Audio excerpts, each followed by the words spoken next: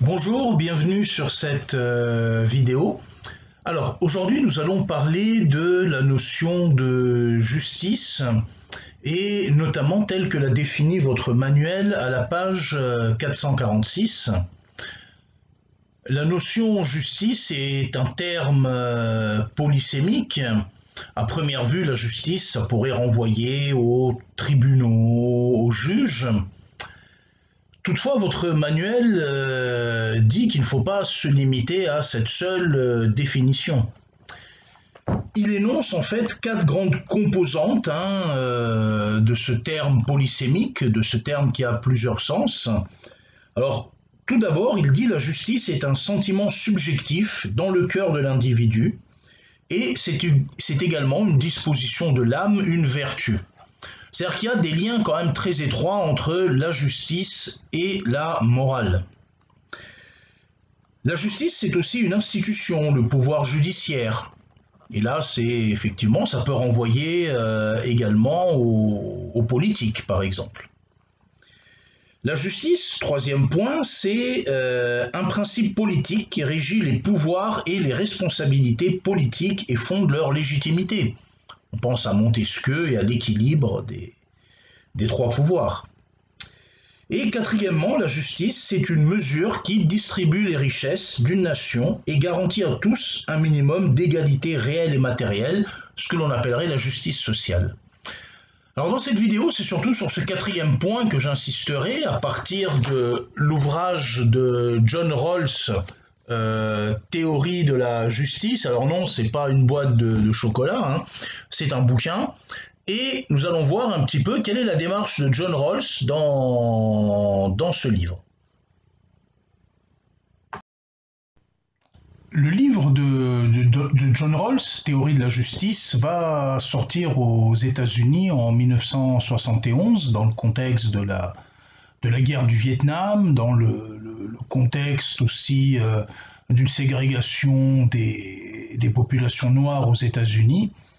Et la question de la justice, du coup, ne peut faire l'économie, effectivement, d'une réflexion en rapport avec la société et ce qui s'y déroule.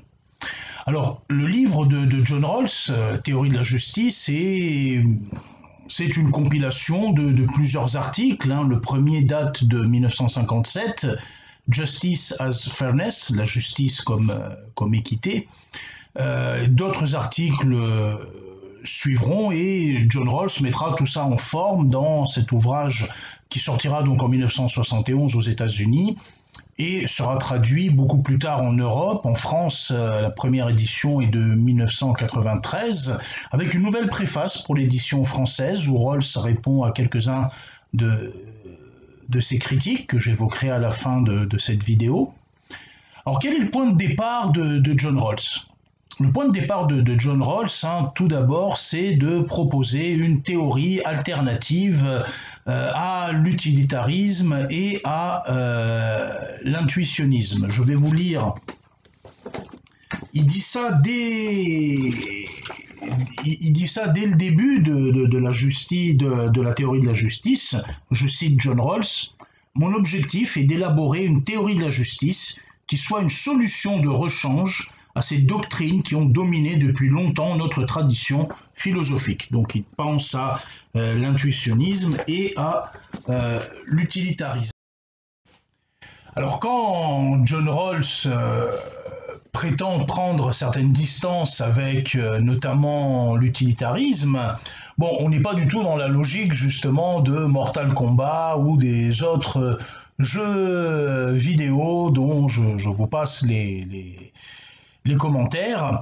En fait, la métaphore serait beaucoup plus subtile puisque John Locke cite de manière en fait assez élogieuse les utilitaristes. Il dit que Bentham ou John Stuart Mill ou Henry Sidgwick sont en fait de fins économistes et ils présentent certaines de leurs qualités. Toutefois, quel est le problème pour John Rawls? Le problème pour John Rawls, c'est que le juste doit primer sur le bien. Pour Rawls, il le dira dans un autre ouvrage qui s'appelle Libéralisme politique, qui sortira dans les années 90. Pour John Rawls, sa théorie est politique et non pas métaphysique. Il y a plusieurs conceptions du bien qui sont concurrentes entre elles, et là il s'inspire beaucoup d'Isaiah Berlin et du pluralisme tragique dont parle Isaiah Berlin. Il y a différentes conceptions du bien, de ce qui est bien. Donc pourquoi choisir l'une d'entre elles, nous dit Rawls, c'est notamment en niant la singularité, la spécificité de chaque individu. En faisant primer le bien sur le juste, comme le fait l'utilitarisme, eh bien on ne se soucie pas du tout de la pluralité, de la diversité des personnes et du droit de chaque individu finalement à réaliser ses aspirations personnelles.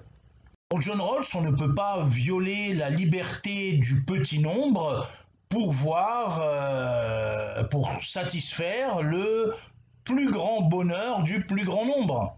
Ça serait injuste pour John Rawls, ça serait extrêmement arbitraire de privilégier une conception du bien plutôt qu'une autre, ou de nier la spécificité, la singularité de chaque individu. Et c'est dans ce sens que John Rawls, non, n'est pas du tout utilitariste. C'est pas du tout le bien qui prime sur le juste. Ce ne sont pas les conséquences qui sont beaucoup plus importantes que les principes. Pour John Rawls, en fait, la démocratie implique une exigence en faveur des droits et libertés de chaque citoyen, pris individuellement, distinctement. Chez Rawls, il y a la priorité des droits et libertés de chacun, alors bien entendu reliés à ce qu'il appelle la structure de base, c'est-à-dire les institutions politiques. Là encore, sa théorie est politique et non pas métaphysique. Alors, qu'est-ce que ça sous-entend? Là, j'aimerais me référer au livre très intéressant de Véronique Munoz Dardet, La justice sociale, le libéralisme égalitaire de John Locke, et notamment à la page 53, où elle dégage le questionnement de départ de John Locke avant d'en venir au principe de la justice, avant d'aborder la position originelle, le voile d'ignorance, d'où vont être tirés ces principes de justice. Le questionnement de départ de Rawls serait le suivant, je cite la page 53. Que penserions-nous de nos institutions si nous n'étions pas pris en leur sein au point de les considérer comme naturelles? Et c'est là où on voit quelles sont finalement les références théoriques que Rawls va opposer à l'utilitarisme. Les institutions ne sont pas naturelles, elles sont le fruit de conventions. Donc quand je dis ça, je pense à quel auteur qu'on a vu en cours, qui va trouver Majdoline, Elias, Yanis, Ismaël, qui va trouver? Bon. Oui, voilà, exactement, ça fait référence au contractualisme. Félicitations. Ça fait référence au contractualisme, ça fait référence à Jean-Jacques Rousseau, et dont on avait parlé. Et Rawls s'inscrit dans cette tradition contractualiste. Il va se réclamer principalement de John Locke, la tradition contractualiste des modernes, va se réclamer de Jean-Jacques Rousseau, la tradition contractualiste des anciens, et de Kant, il dit le contrat comme idée de la raison empruntée chez Kant. Il dit ça dans la théorie de la justice. Toutefois, Rawls n'inscrit pas du tout le Léviathan de Hobbes dans cette tradition contractualiste dont il se réclame. Il dit que la pensée de Hobbes pose certains problèmes particuliers, et notamment c'est une théorie dans laquelle on peut voir une certaine forme d'aliénation de notre liberté via le consentement à un gouvernement qui est garant de la paix sociale. Et Rawls part de l'idée effectivement que le contrat n'est pas juste, ne sert pas simplement à l'autopréservation de l'espèce humaine, mais également à l'élaboration de lois justes dans une société. Alors sur Hobbes, il y a quand même un intérêt. Là, je vais citer mon collègue, également professeur de philosophie au lycée Descartes de Rabat, Félix Tourmente, et une vidéo sur sa chaîne La Chouette qui s'appelle Métaphore du gouvernement, où il montre finalement tout le système conceptuel de Hobbes. Et j'ai beaucoup apprécié dans cette vidéo la façon dont justement on pourrait opposer Hobbes à Platon et sa conception de la justice, dont je n'ai malheureusement pas le temps de parler là, à partir de philosophes qui, eux, sont suffisamment éclairés par leur intellect pour savoir ce qu'est le bien commun de la cité. Mais Rawls ne s'inscrit ni dans cette conception de la justice platonicienne, il fait des références à la Grèce antique et notamment à Aristote, il ne s'inscrit pas du tout dans cette filiation proche de Thomas Hobbes et des dérives effectivement qu'elle pourrait avoir, notamment quand on lit la façon dont Carl Schmitt le penseur du décisionnisme, le penseur conservateur Carl Schmitt, qui élabore sa théorie du décisionnisme, la décision finalement prime sur la délibération. Quand on voit certains usages de Hobbes par Schmitt, on peut effectivement comprendre quelle est la démarche de Rawls de se réclamer de Locke, de Rousseau et de Kant, et non pas de Hobbes.